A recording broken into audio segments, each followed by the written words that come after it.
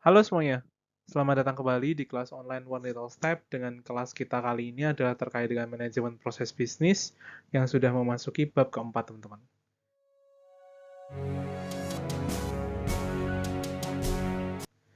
Jadi di dalam bab keempat ini kita akan membahas terkait apa sih? Jadi di sini kita akan membahas terkait dengan yang namanya analisis proses kualitatif dan kuantitatif. Seperti biasa, cukup untuk intronya, langsung aja kita masuk ke dalam pembahasan kita dan oh ya, seperti biasa, kalau nanti kalian paham dengan materi ini, kalian bisa klik tombol like dan kalian bisa mengikuti materi dari awal, pertengahan, hingga pada akhirnya karena mungkin saja di dalam materi kali ini juga akan terdapat tugas seperti di materi-materi sebelumnya. Seperti itu aja teman-teman. Langsung kita masuk ke dalam pembahasan kita yang pertama terkait dengan analisis proses kualitatif dan kuantitatif. Oke teman-teman, masuk ke dalam pembahasan kita yang pertama terkait dengan definisi. Jadi apa sih analisis kuantitatif dan kualitatif ini? Jadi kalau dibilang analisis kualitatif dan analisis kuantitatif itu adalah merupakan dua hal yang saling terkait satu sama lain. Terkaitnya dari apa sih? Kita jelasin satu-satu. Jadi kan kalau analisis kualitatif dia itu adalah alat yang bermanfaat untuk memperoleh wawasan secara sistematis dari suatu proses. Tapi teman-teman, hasil yang diperoleh dari analisis kualitatif itu terkadang kurang detail untuk memberikan dasar yang kuat dalam pengambilan keputusan. Contoh yang dimaksud adalah, semisal kita sudah meneliti secara kualitasnya nih, tapi kita pengen pasti nih, ini berapa persen sih ini bisa dibilang ini adalah hasil yang bagus atau proses yang oke, itu berapa persen sih kita bisa memberikan keputusannya. Nah, itu dibutuhkan dari analisis si kuantitatifnya, teman-teman. Maka dari hal itu, dari hal yang sudah dibahas tadi, maka dari itu analisis kualitatif dan kuantitatif itu adalah dua analisis yang terkait satu sama lain, karena tidak bisa mengisi salah satunya aja, teman-teman. Karena dua hal ini sangat penting sekali untuk kita, teman-teman, dari sistem informasi sebagai data acuan dalam pengambilan keputusan. Oke, kita langsung masuk pembahasan kita yang pertama terkait dengan si analisis kuantitatif, teman-teman. Oke, teman-teman, masuk ke dalam pembahasan kita yang pertama terkait dengan analisis proses kuantitatif. Jadi di dalam analisis ini ada 3 teknik yang difokuskan. Yang pertama adalah terkait dengan analisis aliran, teman-teman. Jadi analisis ini, teman-teman, itu memungkinkan kita untuk menghitung ukuran kinerja dari model proses. Dan data kinerja yang berkaitan dengan setiap tugas yang ada di dalam model, kita juga menghitungnya. Contoh, maksudnya analisis aliran ini apa sih? Jadi dia itu dari proses yang ada, dia itu mengalir dan akan dicek untuk masing-masing proses itu nanti ada datanya itu kira-kira memakan waktu berapa lama untuk satu buah aliran itu, seperti itu. Kemudian proses yang selanjutnya, itu hampir mirip dengan proses aliran, tapi bedanya di sini dia itu adalah analisis antrian, teman-teman. Jadi di sini itu menggunakan teknik matematika untuk menganalisis sistem yang memiliki yang namanya resource contention atau bisa dibilang pertentangan sumber daya. Dan teknik ini itu memungkinkan untuk menghitung waktu tunggu untuk tugas individu dengan data tentang jumlah sumber daya dan waktu pemrosesannya. Contohnya, dalam sebuah proses itu ada, misal nih, proses untuk pengecekan masalah bisa dibilang itu kayak pengecekan satu buah berkas gitu. Nah, pengecekan satu buah berkas itu untuk verifikasinya itu memakan waktu berapa lama sih dan dilakukan oleh berapa banyak orang di situ. Contoh misal pengecekan berkas verifikasinya itu memakan waktu untuk satu berkasnya itu bisa dibilang 1 jam kayak gitu. Berarti misal ada 60 berkas, berarti bisa dibilang di situ adalah 60 jam karena satu berkasnya 1 jam, teman-teman. Karena apa? Itu dilakukan oleh berapa SDM nih, misal di dalam pengecekan dokumen ini dilakukan oleh 3 SDM. Berarti kalau 3 SDM, satu SDM-nya 1 jam, berarti bisa dibilang di situ 3 SDM ini bisa melakukan pengecekan totalnya adalah sampai 180 jam. Itu 3 SDM.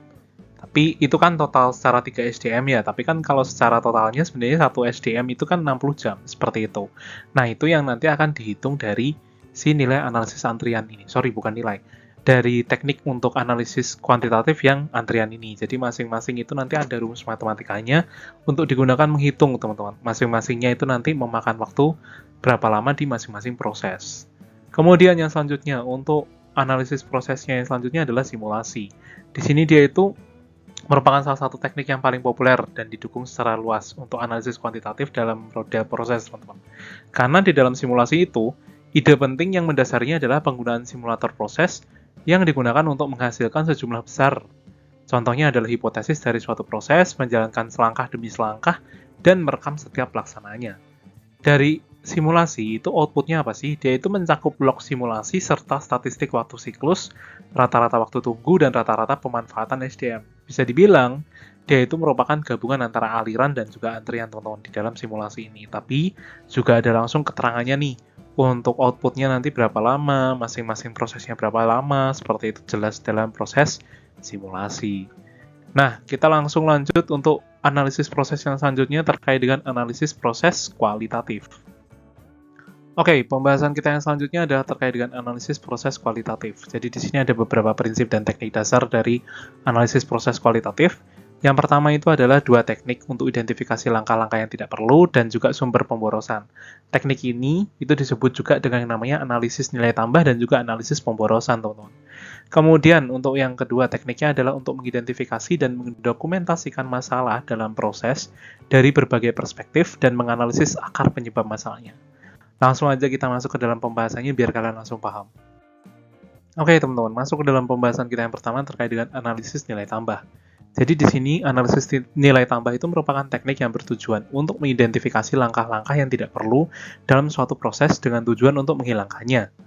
Dan dalam beberapa kasus, langkah-langkah dalam suatu tugas didokumentasikan dalam bentuk daftar periksa, teman-teman, yang digunakan untuk memberitahu proses hal-hal apa saja yang harus ada sebelum tugas dianggap selesai. Tapi, teman-teman, sayangnya, di dalam daftar periksa tersebut itu tidak selalu tersedia, sehingga dalam menguraikannya, seorang analisis proses itu harus melakukan yang namanya cara observasi dan wawancara. Dan jika sudah diurai, dilakukan pengidentifikasian siapa saja pelanggan proses dan hasil positif yang dicari pelanggan. Hal ini berguna untuk memberikan manfaat bagi pelanggan, teman-teman. Jadi bisa dibilang, analisis nilai tambah ini akan mengecek per prosesnya untuk kemudian nanti bisa dikelompokkan. Ini nambah nilai nggak? Ini ngurangi nilai nggak? Atau ini tuh ada masalah penambahan nilai secara bisnisnya nggak? Nanti kalian akan kenal dengan 3 bahasa yang mungkin akan kalian pahami nanti ke depannya, yaitu yang namanya VA, BVA, dan juga NVA, teman-teman. Sebenarnya ada juga yang namanya RVA, tapi yang akan kita bahas di sini hanya VA, NVA, dan juga BVA, teman-teman. Langsung kita masuk ke dalam pembahasannya selanjutnya.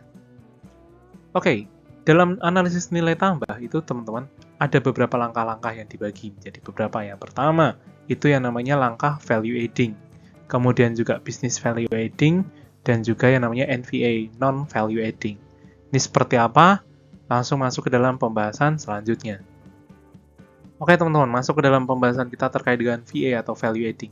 Jadi di dalam VA itu, dia itu merupakan langkah yang bernilai tambah, teman-teman. Yang mana itu nanti menghasilkan nilai atau kepuasan bagi pelanggan. Dan saat menentukan apakah langkah-langkah atau proses-proses yang ada itu merupakan VA atau enggak, itu kita dapat menanyakan beberapa hal berikut ini. Yang pertama, apakah pelanggan itu bersedia membayar untuk proses ini? Kemudian juga, apakah pelanggan itu cukup menghargai proses ini sehingga tetap bersedia untuk terus berbisnis dengan kita? Dan juga yang terakhir adalah, jika tahapan proses ini dihapus, apakah pelanggan akan melihat hasil dari proses tersebut kurang berharga? Bisa dibilang, kalau iya, menjawab pertanyaan-pertanyaan tadi, berarti itu termasuk si value adding. Nah, ini kalian akan lebih jelas lagi ketika nanti masuk ke dalam si BVA. Langsung kita masuk ke dalam pembahasan terkait dengan BVA. Oke, masuk ke dalam si BVA atau Business Value Adding. Jadi teman-teman, BVA ini bisa dibilang itu merupakan langkah yang perlu karena dia itu berguna agar bisnis ini berjalan lancar dan bisa membantu untuk mengumpulkan pendapatan atau diperlukan karena lingkungan regulasi bisnis. Saat menentukan apakah langkah tersebut adalah BVA, kita dapat menanyakan beberapa hal berikut ini. Yang pertama, apakah proses ini diperlukan untuk mengumpulkan pendapatan, meningkatkan atau mengembangkan bisnis? Kemudian, apakah bisnis itu berpotensi mengalami penurunan jangka panjang bila proses ini dihapus? Dan apakah langkah itu mengurangi resiko kerugian bisnis? Atau apakah langkah itu diperlukan untuk sebuah aturan atau regulasi bisnis? Contoh sebenarnya teman-teman, untuk kalau gampang memahami si BVA ini ya. BVA itu contohnya adalah termasuk dalam pengontrolan, perencanaan, implementasi. Itu adalah si proses BVA teman-teman. Jadi kalau ada proses-proses kayak planning, perencanaannya, strateginya seperti apa dan sebagainya, itu masuk ke dalam BVA. Seperti itu. Beda lagi nanti sama yang di bagian NVA teman-teman. Oke, kita langsung nggak perlu panjang kali lebar lagi, kita langsung masuk ke dalam terkait yang namanya NVA. Oke, di dalam NVA itu atau bisa disebut juga non-value adding, udah pasti ya. Langkahnya itu dia itu tidak termasuk salah satu dari dua kategori yang sebelumnya tuh. Karena dia non-value adding. Dan juga di sini, langkahnya itu tidak memberikan nilai tambah atau keuntungan apapun kepada pelanggan atau proses bisnis. Contohnya, itu seperti menunggu, kemudian repeat order atau mengerjakan ulang, kayak gitu. Kemudian inspeksi yang over, kemudian mengisi formulir dan penyimpanan itu tidak termasuk ke dalam kategori value adding atau business value adding, tapi dia termasuknya adalah kategorinya adalah non value adding karena dia itu tidak memberikan nilai tambah atau keuntungan sama sekali kepada pelanggan atau proses bisnis, atau bisa dibilang kayak proses yang biasa-biasa aja lah teman-teman, seperti itu. Oke, itu adalah terkait dengan VA, BVA, dan juga NVA dari analisis kualitatif yang yang memberikan nilai tambah. Yang selanjutnya kita akan masuk ke dalam analisis pemborosan, teman-teman. Oke, kita masuk ke dalam analisis yang selanjutnya yaitu analisis pemborosan. Jadi kalau dilihat itu, analisis pemborosan ini dapat bisa dikatakan sebagai kebalikan dari analisis nilai tambah. Kenapa sih? Karena analisis nilai tambah itu mengidentifikasi dan melihat proses dari sudut positif. Tapi kalau analisis pemborosan itu sebaliknya, teman-teman. Dia melihat segala proses itu nanti pasti ada sesuatu yang borosnya. Nah, analisis ini itu mencari pemborosan dimanapun dalam prosesnya. Dan dikelompokkan dalam 7 jenis, tapi dikelompokkan lagi menjadi 3 kategori tingkat yang lebih tinggi. Ada apa aja sih? Kita langsung lihat di dalam pembahasan yang selanjutnya. Oke, 3 kategori dari analisis pemborosan. Yang pertama itu ada bergerak, atau proses pemborosan itu berhubungan dengan pergerakan. Mulai mencakup dari dua jenis pemborosan, yaitu transportasi dan pergerakan. Kemudian, menahan. Pemborosan yang timbul karena menahan sesuatu, mencakup dua jenis, yaitu persediaan dan menunggu. Kemudian yang selanjutnya adalah berlebihan. Berlebihan di sini adalah pemborosan yang timbul karena melakukan lebih dari yang diperlukan untuk memberikan nilai kepada pelanggan atau bisnis. Mencakup 3 jenis, yaitu cacat, pemrosesan yang berlebih, dan juga produksi yang berlebih. Nah, hal-hal yang lebih kan bagi beberapa orang kan anggapnya, oh ya nggak apa-apa, itu dilebihin untuk nanti jaga-jaga dan sebagainya proses produksinya, atau proses pemrosesannya di waktunya itu ditambahin atau gimana, atau nanti ada cacat itu dikasih, ada beberapa yang cacat kayak gitu tuh. Itu kalau bagi analisis pemborosan adalah sesuatu pemborosan yang dia masuknya adalah kategori berlebihan. Begitu juga menahan, guys. Misal kita punya stok barang nih banyak nih, kita tumpuk-tumpuk untuk nanti bisa jadi kedepannya itu bisa jadi keuntungan buat kita. Nah, itu bagi sebuah analisis pemborosan itu juga hal yang memboroskan, teman-teman. Karena apa? Dia itu menahan sesuatu yang sebenarnya itu bisa dikeluarkan saat itu juga. Kasarannya bisa memberikan nilai atau pendapatan itu bertambah buat kita, tapi kita tahan, teman-teman. Dan juga bergeraknya dari segi pergerakannya itu cepat atau enggak, luas atau enggak. Nah, itu juga termasuk dalam kategori pemborosan, teman-teman. Oke, itu terkait dengan analisis kita kualitatif terkait dengan yang pemborosan. Masuk ke dalam pembahasan kita yang selanjutnya terkait dengan analisis pemangku kepentingan. Oke, teman-teman, masuk ke dalam pembahasan kita yang selanjutnya terkait dengan analisis pemangku kepentingan dan dokumentasi masalah. Jadi teman-teman, dalam analisis ini itu ada 3 teknik pelengkap untuk mengumpulkan, mendokumentasikan, dan juga menganalisis masalah dalam suatu proses. Kita bahas satu persatu. Jadi yang pertama itu sudah pasti analisis pemangku kepentingan itu sendiri. Yang mana di dalam analisis ini itu memungkinkan kita untuk mengumpulkan masalah dari perspektif yang saling melengkapi. Jadi bisa dibilang tuh kita kalau melihat masalah atau problem itu, kita melihat masalah, melihat proses bisnis, itu bukan cuma dari satu sudut pandang aja, tapi bisa dari berbagai macam sudut pandang. Misal, kita pengen melihat suatu proses bisnis ini dari sudut pandang pelanggan. Nah, kalau kalian sebagai seorang analis bisnis, kalian tidak bisa cuma melihat satu proses aja. Satu proses ini dalam satu sudut pandang aja, tapi kalian bisa melihat dari segi pelanggan, dari pemasok, kemudian dari ownernya sendiri, atau dari support-support yang lain, teman-teman, seperti itu. Kemudian yang selanjutnya adalah terkait dengan yang namanya daftar masalah. Daftar masalah di sini itu yang memungkinkan kita untuk mendokumentasikan masalah secara terstruktur, teman-teman. Jadi bisa dibilang tuh kalau kita melihat dari segi masalah itu, kita bukan cuman nulis kalau, oh masalah ini tuh masalah yang kayak sederhana nih, atau ada di dalam proses apa, enggak, tapi dijelasin guys, misal nama masalahnya apa, deskripsi masalahnya seperti apa, kemudian ada nggak prioritas-prioritas yang harus diprioritaskan dalam masalah ini, kemudian data-data dan asumsi apa yang sudah kita dapatkan, Dan itu nanti semuanya dilakukan secara wawancara atau observasi, teman-teman, seperti itu. Kemudian yang selanjutnya adalah terkait dengan yang namanya analisis Pareto dan Big Chart, yang memungkinkan kita itu untuk memilih subset masalah untuk dianalisis dan didesain ulang untuk lebih lanjutnya, teman-teman. Nah, di sini saya akan ngasih tugas yang pertama untuk teman-teman semuanya. Ini adalah tugas individu, jadi diperdengarkan baik-baik. Jadi di sini ada yang namanya analisis Pareto. Analisis Pareto itu adalah analisis yang disebut juga dengan prinsip 80-20. Coba teman-teman, cari pengertian sebanyak-banyaknya dari sumber manapun, tapi tidak boleh menggunakan ChatGPT, seperti itu. Jadi kalian harus mencari segala macam analisis Pareto, pengertian-pengertian analisis Pareto itu seperti apa, dan kalau sudah, kalian bukan menulis deskripsi di dalam tugasnya, analisis Pareto adalah bla bla bla, enggak. Dari pengertian-pengertian yang sudah kalian dapatkan itu, tolong kalian simpulkan analisis Pareto itu apa, dan kasih sebuah contoh atau 2 buah contoh yang bisa menggambarkan prinsip Pareto itu seperti apa, seperti itu. Itu untuk tugasnya yang pertama ya teman-teman ya. Jadi dengerin baik-baik di menit ini. Thank you. Kita lanjut ke dalam pembahasan kita yang selanjutnya.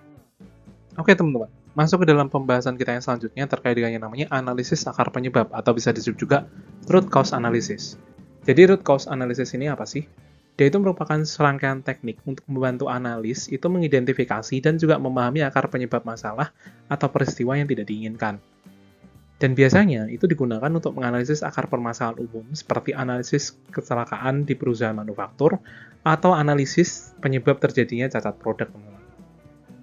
Dan di dalam tekniknya, analisis akar penyebab ini tuh punya 2 teknik. Yang pertama itu diagram sebab akibat, yang mana diagramnya itu berfokus pada mengklasifikasikan faktor-faktor yang mendasari kemunculan suatu masalah, dan yang teknik kedua adalah YY diagram, atau teknik atau diagram yang berfokus pada pengidentifikasian hubungan sebab akibat rekursif antar faktor. Untuk bagaimana gambarnya bentuknya akan saya jelaskan di pembahasan yang selanjutnya. Nanti kalau kalian pengen memahami, kalian bisa tinggal pause, kemudian kalian lihat aja teman-teman. Oke, kita langsung masuk dalam pembahasan masing-masing dari teknik ini.